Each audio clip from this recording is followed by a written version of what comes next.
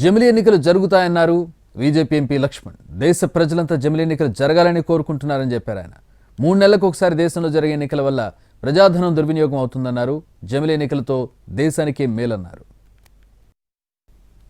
ఈ దేశంలో జమిలీ ఎన్నికలు జరగాలని ప్రజలు కోరుకుంటున్నారు. నరేంద్ర మోడీ గారు ఏదైతే కమిటీ ఇచ్చిన రామ్నాథ్ కోవింద్ ఇచ్చిన నివేదికను కేబినెట్ ఆమోదించింది. పార్లమెంట్లో ప్రవేశపెట్టడము, ఒకేసారి ఎన్నికలు రావడం కూడా ఈ దేశంలో తప్పదు.